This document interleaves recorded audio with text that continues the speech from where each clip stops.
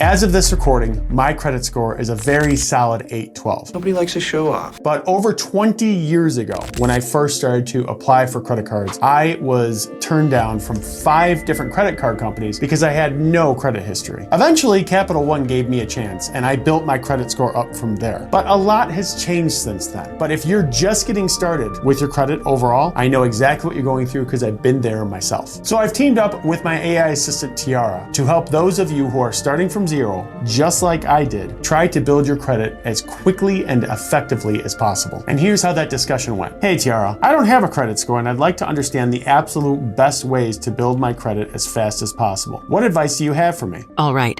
Before we jump into how to build credit, let's make sure we have the foundational knowledge out of the way. Your credit score is basically a way for lenders to figure out how likely you are to pay back money you borrow. The higher your score, the more trustworthy you look to banks, credit card companies, and other lenders.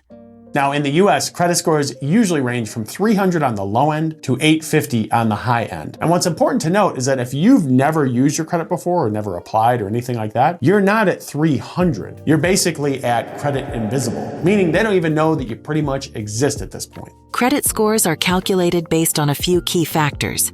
Payment history. Did you pay your bills on time? Credit utilization. How much of your available credit are you using? Length of credit history. How long have you been using credit? Types of credit. Do you have a mix of credit cards, loans, etc.? Recent credit applications. Have you applied for a bunch of new credit lately? Now, it's important to remember all of the factors here, right? Because all of them are important. So some people, when they're looking at credit, they may say, well, I'm not going to worry about types of credit, or I'm not going to worry about credit utilization. But in order to get a really good score, all of those variables that Tiara just mentioned, they have to come together. So now Tiara wanted to get into some of the recommendations for the best options to build credit. And pay close attention here because I think that there's a few different ideas that she actually proposes that just about anybody could do. When it comes to building credit, there are many options to help. Let's break them down. 1. Secured credit cards. Think of these as credit cards with training wheels. You put down a deposit, usually $200 to $500, and that becomes your credit limit. It's like telling the bank, hey, I'm good for it, and you can't overspend beyond what you already did. 2. Become an authorized user. This is like piggybacking on someone else's good credit. If your parents or a trusted friend have good credit, ask if they'll add you as an authorized user on their credit card. You'll get a card with your name on it, and their good habits will help boost your credit. Just remember, their bad habits can hurt you too, so choose wisely. Now, this is one of the easiest ways to build credit because you don't actually have to build the credit yourself. You basically can just piggyback off of someone else who's already had success. That said, Tiara mentioned something that is extremely important here. So if you're gonna do the authorized user method, make sure that you are becoming an authorized user with somebody who is really responsible and is definitely gonna pay their bills, because as much as it can help you, if they don't pay their bills, it can actually hurt your credit as well. Come on, man. 3. Credit builder loans. These are like savings accounts in disguise. You borrow money from a lender, but instead of getting the cash up front, it goes into a savings account. You make payments each month, and when you're done, you get the money. It's a great way to prove you can make regular payments. 4. Report rent and utility payments. Some services let you report your rent and utility payments to credit bureaus. It's like showing off your adulting skills to boost your credit. 5th, store credit cards. These can be easier to get than regular credit cards when you're starting out. Just be careful. They often have high interest rates, so always pay in full each month. So one thing here, store credit cards, they are great, especially for beginners, but there's something important to note. So aside from the high interest rate, which Tiara already mentioned, the other thing to realize is that you love the brand. And if you love the brand enough to get a credit card, there's a pretty good chance that if you don't have great self-control, you may actually overspend. So just be leery about this method. 6. Student credit cards.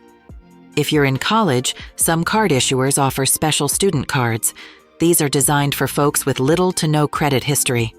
So good points mentioned throughout there by Tiara, but one thing I want to point out. So remember how in the intro here, I had just mentioned that I had a credit card in the beginning, it was from Capital One. So that particular card was a student credit card. And I still remember to this day, my limit on that card was $300. And hey, I'm not gonna complain because it did get me to where it is, but it's kind of hilarious because $300, I mean, that barely gets you anything nowadays. Now remember, the key with any of these methods is to use them responsibly. That means making your payments on time, every time, and not even getting close to maxing out your credit card limits. So next, Tiara wanted to talk about the best practices to focus on while you build your credit. And I have to be honest, none of this is overly complicated, but it is important to make sure that you do these things so that you continue to build and continue to have success. Think of these as the golden rules of credit building to keep yourself on track.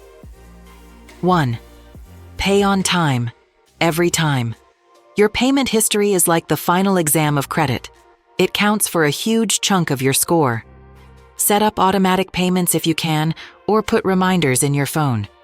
Treat your due dates like you'd treat your best friend's birthday, and never forget to make a payment. So something important to note here, you don't have to wait close to the credit card due date to actually make your payment each month. So me personally, I will usually pay my credit card like 2, maybe 3 times in a given month. And I do that just to make sure that I'm always paying off the card. And if it works for you, you can do that too. 2.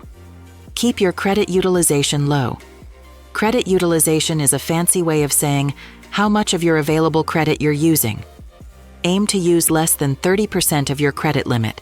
So if your limit is $1,000, try to keep your balance under $300. 3. Monitor your credit reports. You get free credit reports from each of the 3 major bureaus once a year. It's like getting a free health checkup for your finances. Check for any errors or weird activity. If something looks off, report it as soon as possible. I want to mention here that I bank with Chase, and one of the cool things about that is on their mobile app, I can literally go in at any time of the day, any day of the week, and I can see my credit score, which is pretty neat. So if you're not banking with Chase, either bank with them or talk to your personal bank that you have and ask them if they also offer a similar service. 4. Be patient. Building credit takes time. Keep up your good habits, and your credit will grow. 5. Mix it up eventually. Down the road, having a mix of different types of credit, like a credit card, a car loan, and a personal loan, can be good for your score. But don't rush it. Only take on debt you actually need and can manage. And at this point, it's a little bit crazy, but I have to say it. Don't become so obsessed with your credit score that you look at everything and say, well, I should probably take on some debt just so I can build up my credit. You wouldn't be stupid enough to do that, would you? Now, admittedly, when I was younger, thoughts like this did pop in my head. Now I say it, it sounds so stupid. Are you stupid? I don't think so, no. But when you really want a good credit score, you may start thinking that way, and it's flawed thinking altogether. So don't even think that way. If you start thinking that way, realize that the best case scenario in everything else is that you have 0 debt. That's always the absolute best case scenario. 6. Think twice before closing old accounts. The length of your credit history matters. So even if you're not using that first credit card much anymore, keeping it open and using it occasionally can be good for your credit age. So to me, this seems counterintuitive. Let's say that you have 2 credit cards open. You may think, okay, well, I'm trying to be responsible. I'm trying to build my credit. So the best course of action is to close one of those cards and just focus on one of them. That's actually not what they want you to do. What they want you to do is to keep both of the credit cards open and continue to build your history with those cards. So what I would say to do is use one of the cards as your primary, and then that secondary card, don't use it too much, but just continue to make payments on it so that you build up that good history that they're looking for. There are a few other pitfalls that Tiara thought was worth mentioning, and I absolutely agree with her because some of these I think are pretty common. Now let's talk about some of the don'ts we haven't already mentioned while building credit. Don't worry, we'll keep it short as I only have 3 to point out. 1. Applying for too many cards at once.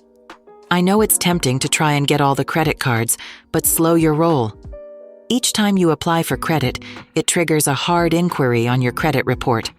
Too many of these, and lenders might think you're desperate for cash, so avoid doing that.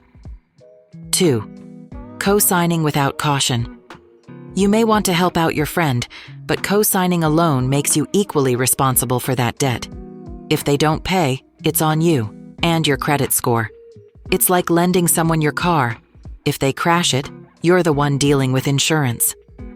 If you take anything away from this video, take this one thing. If somebody needs a cosigner, that means that the credit card company has not deemed them as a good borrower and they cannot get approved themselves. So if anybody ever asks you to co-sign, even if you're in a relationship and it's really serious, ask them everything about their finances. Tell them that you want to see their credit card statement. Tell them that you want to see everything. And I know this sounds like overkill, but the reality is in probably 95% of situations, it is a bad idea to co-sign for somebody that's a friend, a girlfriend, anything like that, just because it can really hurt your credit if they decide they're going to be irresponsible.